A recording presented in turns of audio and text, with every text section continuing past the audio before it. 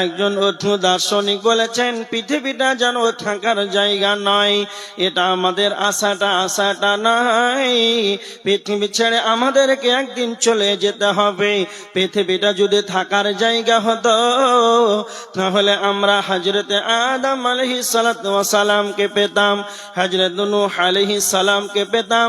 পৃথিবী ছেড়ে তারা চলে গিয়েছে। কেউ 950 বছর দুনিয়াতে জীবন যাপন কাটিয়েছে। আদম আলাইহিস সালাম 960 বছর পৃথিবীর জমিনে বেঁচেছিলেন, তারপর তার দুনিয়া ছেড়ে চলে গিয়েছে। তার মানে আমাদেরকে যেন চলে যেতে হবে। পৃথিবীটা কারো থাকার জায়গা নাই। যদি কালে থাকার জায়গা হতো তাহলে আমরা আমার পূর্বপুরুষ দাদাকে পেতাম, দাদুকে পেতাম। না না, তারা আজ পৃথিবীতে নাই, তাদেরকে দুনিয়া ছেড়ে চলে যেতে হয়েছে। আশা আর যাওয়ার আশা দুনিয়ার নীতি। শোনো গো বন্ধুগণ, আজ আমি গেলে কাল তুমি যাবে, আজ আমি গেলে কাল তুমি যাবে। নিষ্ঠার নাই কোনো খোঁজ। এর নাম হচ্ছে পৃথিবী। আমাদেরকে একদিন ছেড়ে চলে যেতে হবে। এটা আসা যাওয়ার একটা আমাদের পালা। যারা চলে গেছে ওরা পালা সেরে নিয়েছে, আমাদের পালা, আমাদেরকে যেতে হবে। এই জন্য আমাদেরকে প্রস্তুতি গ্রহণ করতে হবে। এবার আমার দিকে দেখেন তো, আমার আল্লাহ বলেছেন সূরা রহমানের 26-27 নম্বর আয়াত। আল্লাহ বলেছেন কুল্লু মান আলাইহা ফান, সমস্ত কিছুই ধ্বংসশীল। পৃথিবীর বুকে যতগুলো জিনিস আছে যাবতীয় বস্তু হলো ধ্বংসশীল, সমস্ত কিছুই ধ্বংস হয়ে যাবে। ওয়ায়াবকা ওয়াজহু রাব্বিকা যুল জালালি ওয়াল ইকরাম, একমাত্র মহান আল্লাহ সুবহানাহু ওয়া তাআলা তিনি একাই থাকবেন। আল্লাহ ব্যতীত সকল কিছুই যেন ধ্বংস হয়ে যাবে। এবার আমার দিকে দেখেন, আল্লাহ একমাত্র, তিনি মহান সত্তা, তিনি একাই থাকবেন। এর প্রমাণ সূরা হাদীদের 3 নম্বর আয়াত, হুয়াল আউয়ালু ওয়াল আখিরু, আল্লাহ হলেন সর্বপ্রথম, আল্লাহ হলেন সর্বশেষ। আল্লাহ ব্যতীত পৃথিবীর কেউ যেন থাকবে না, সকলেই যেন ধ্বংস হয়ে যাবে। পৃথিবী আমাদের আসল ঠিকানা নাই, পৃথিবী আমাদের আসল ঠিকানা নাই। মরণ একদিন মুছে দিবে হাই সকল রঙিন পরিচয়। পৃথিবীটা আমাদের কারো আসল ঠিকানা নাই। যেদিন আমরা মারা যাব সকল দুনিয়ার সেই রঙিন পরিচয় একদিন আমরা মুছে শেষ, আমাদের সমাপনী একবারে দিয়ে দিবে। এজন্য আপনাকে বলছি পৃথিবী আমাদের কারো আসল ঠিকানা নয়, আমাদেরকে মরে চলে যেতে হবে শেষ, এটাই আমাদের ঠিকানা। এবার দেখেন, পৃথিবী যদি ধ্বংস হয়ে যায়, আমার দিকে দেখেন, পৃথিবী যদি ধ্বংস হয়ে যায় তাহলে কি হবে বলেন তো? কে বলতে পারবেন? পৃথিবী ধ্বংস হলে কিয়ামত অনুষ্ঠিত হবে। আচ্ছা আপনারা বলেন তো, দীর্ঘদিন থেকে শুনে আসছেন জুমার খুতবাতে হুজুর বক্তব্য দিচ্ছে জুমার মসজিদে, যে কাল কিয়ামতের ময়দান, কাল কিয়ামতের মাঠ। এই কাল করতে করতে কিয়ামত শুনেই আসছেন, কিয়ামত হচ্ছে? হয় না, না কিয়ামত হচ্ছে না। তার মানে কিয়ামত কখন হবে আপনারা কেউ বলতে পারবেন? কেউ বলতে পারবে না। এমনকি কিছু বিজ্ঞানী আবার খবর দিচ্ছে যে দুনিয়ার কতদিন থাকবে না, তো 2028, কেউ বলছে 2020, 2025, এইভাবে ডেট দেয়, সময় দেয়, কিন্তু ওদের কথা মিলবে না। কিয়ামত কখন হবে পৃথিবীর কারো জানা নাই। কিয়ামত কখন হবে পৃথিবীর কারো বলার ক্ষমতা নাই।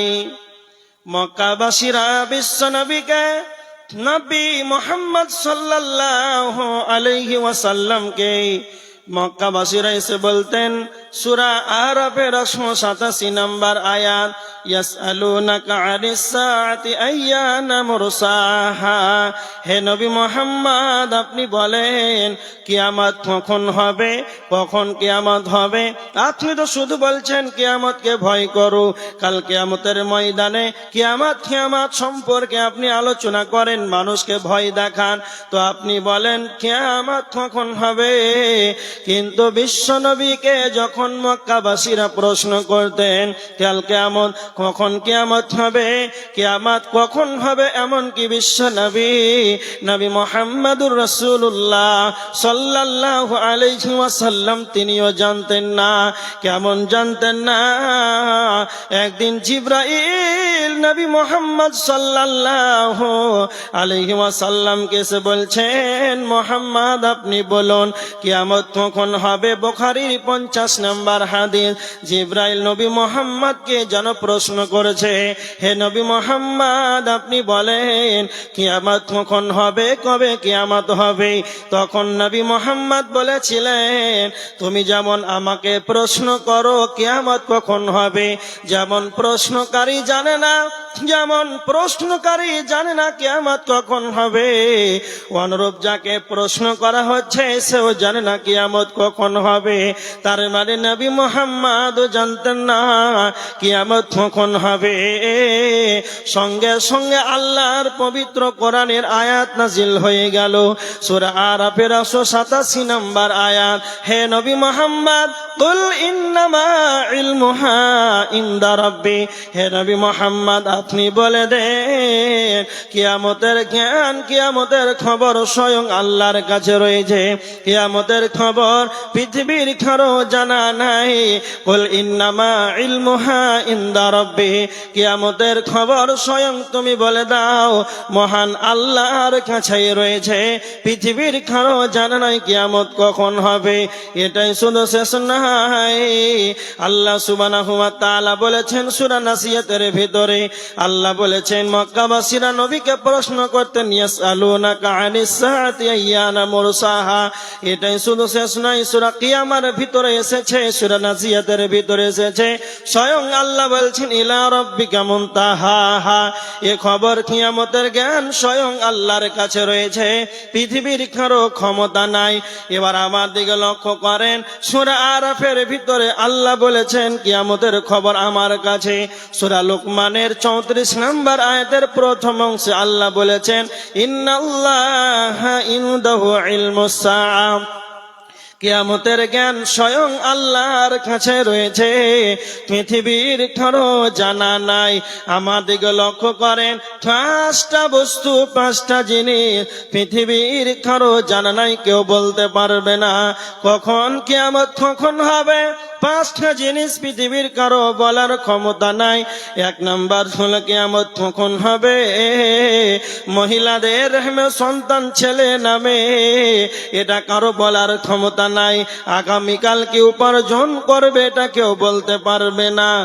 কখন বৃষ্টি বর্ষণ হবে, কখন কখন কোথায় বৃষ্টি বর্ষণ হবে, পৃথিবীর কারো বলার ক্ষমতা। সুম্বি আইয়া আরদিন তামুত। কে কোন দেশে মরবে, কোথায় মরবে, পৃথিবী যদি একদিকে হয়ে যায় এই জায়গাটা পৃথিবীর কেউ যেন পরিবর্তন করতে পারবে না।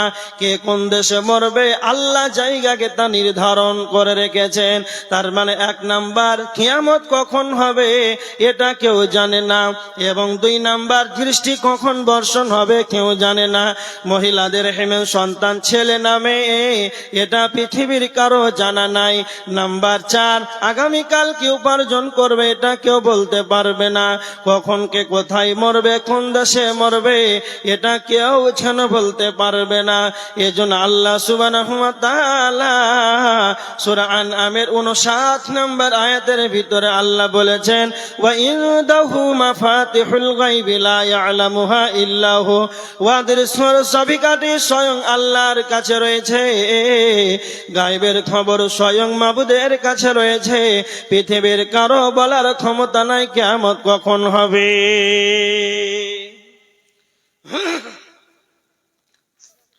পৃথিবীর কারো বলার ক্ষমতা নাই যে কখন কিয়ামত হবে। এ খবর স্বয়ং আল্লাহর কাছেই রয়েছে। কিয়ামতের খবর, কিয়ামতের জ্ঞান স্বয়ং আল্লাহর কাছে রয়েছে, পৃথিবীর কারো বলার ক্ষমতা নাই। এবার আমার দিকে দেখেন।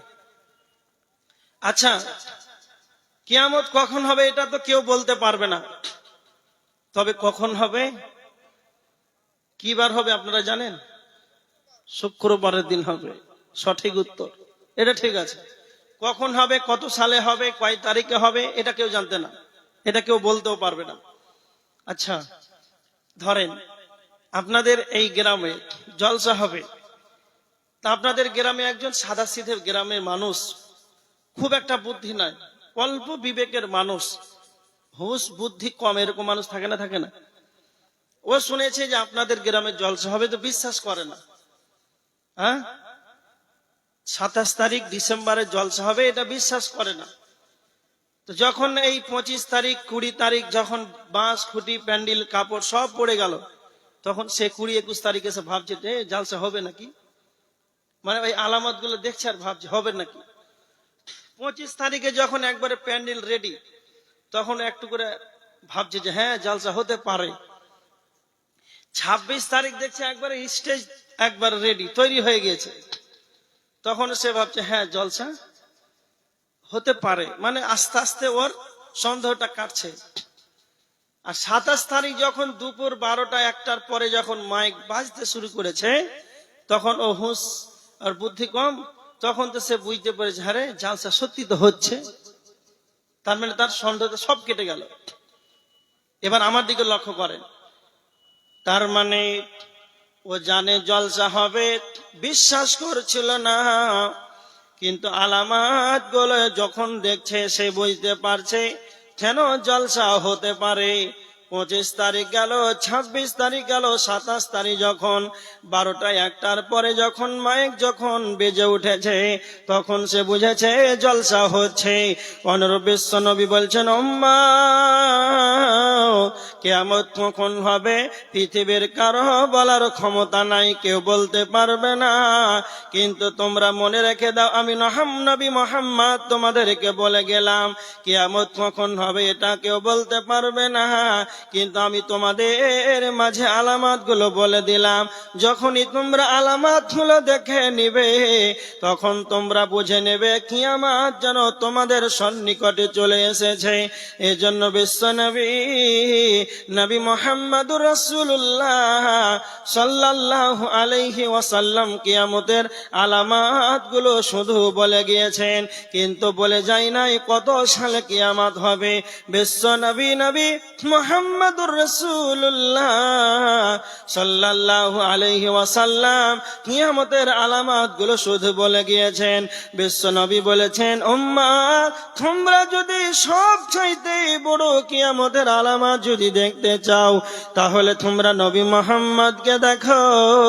তোমরা যদি সব চাইতে বড় কিয়ামতের আলামত যদি দেখতে চাও, তাহলে তোমরা নবী মুহাম্মদকে দেখো।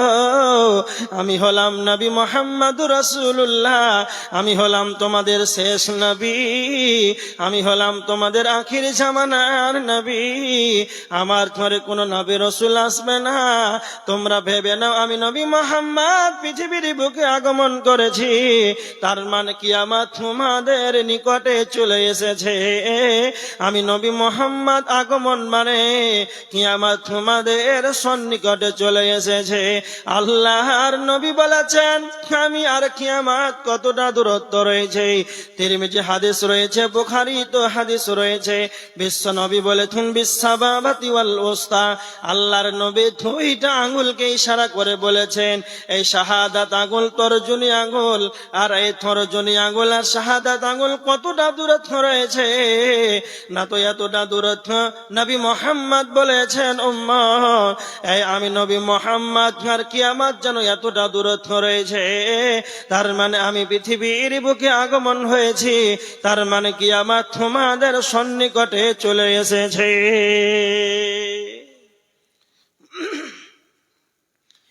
তার মানে কিয়ামত তোমাদের সন্নিকটে চলে এসেছে, এটা তোমরা ভেবে নাও কিয়ামত।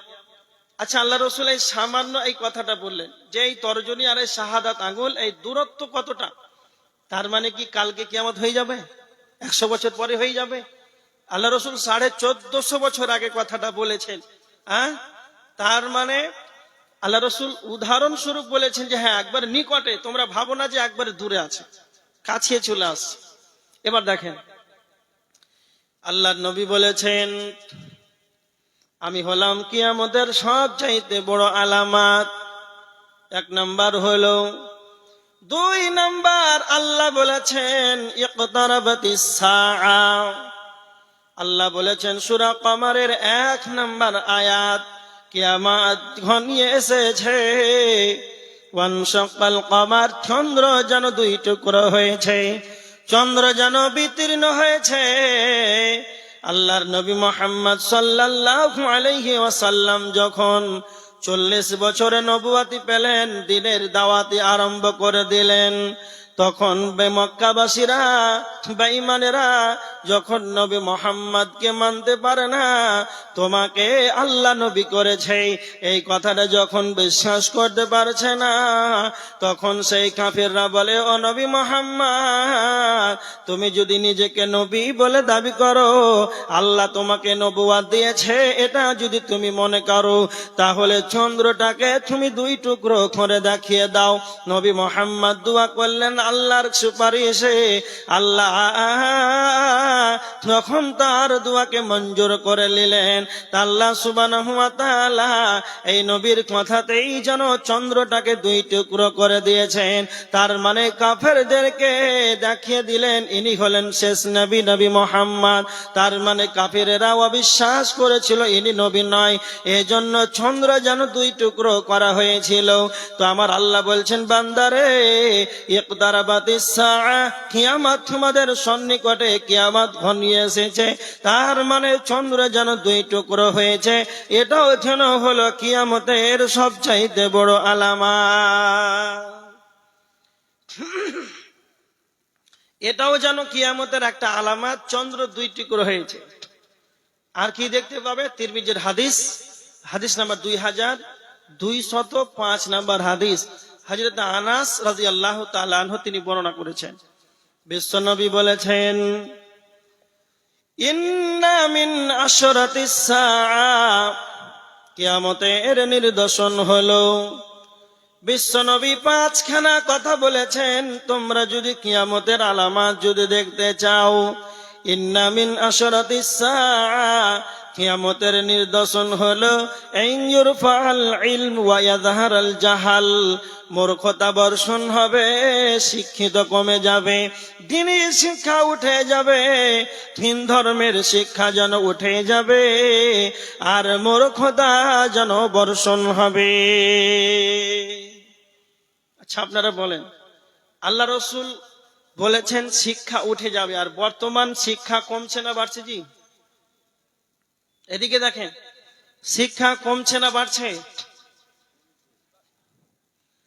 স্কুল, কলেজ, ইউনিভার্সিটি এগুলো শিক্ষা বাড়ছে না? আর আল্লাহ রসুল বলেছেন কমবে। কেমন? যেই শিক্ষা আপনাকে মসজিদে ঢুকতে দেই না, মসজিদ গেট খুঁজে পাই না, ওই শিক্ষা শিক্ষা। যেই শিক্ষা দাঁড়িয়ে পেশাব করতে বাধ্য করে, ওই শিক্ষা শিক্ষা। সোজা একটাই কথা, যেই শিক্ষা, যেমন শিক্ষা নিজেকে জাহান্নাম থেকে বাঁচাতে পারল না, এমন শিক্ষা গ্রহণ করলেন, সেই শিক্ষা যেন আপনাকে জাহান্নাম থেকে বাঁচাতে পারল না। এমন শিক্ষার যেন কোনো গুরুত্ব নাই, কোনো মূল্য নাই। এই শিক্ষাকে বিশ্ব নবী নাকাজ করেছেন। এই জন্য আল্লাহর নবী বলেছেন, এমন একটা যুগ আসবে, এমন একটা জামানা আসবে, তিনি ইলম শিক্ষা যেন উঠে যাবে, আর অশিক্ষিত যেন এদের হার বেশি হয়ে যাবে, অশিক্ষিতের যেন সংখ্যা বেড়ে যাবে। নাম্বার 3 বিশ্ব নবী বলেছেন ওয়ায়াফশুজ জিনা, সংখ্যা যেন, জেনার সংখ্যা সংখ্যা বেড়ে যাবে, ব্যভিচারের সংখ্যা বেড়ে যাবে, ব্যভিচার বেশি হবে। এমন যুগ আসবে, বর্তমান জেনা কমছে না, জেনা বাড়ছে। দিনে দুপুরে সূর্যের আলোতে দিবালোকে মানুষের সামনে যেন জেনা করেছে। এটাই বিশ্বনবী বলেছেন, এমন একটা যুগ আসবে, ব্যভিচার যেন এদের ব্যভিচারের সংখ্যা বেড়ে যাবে।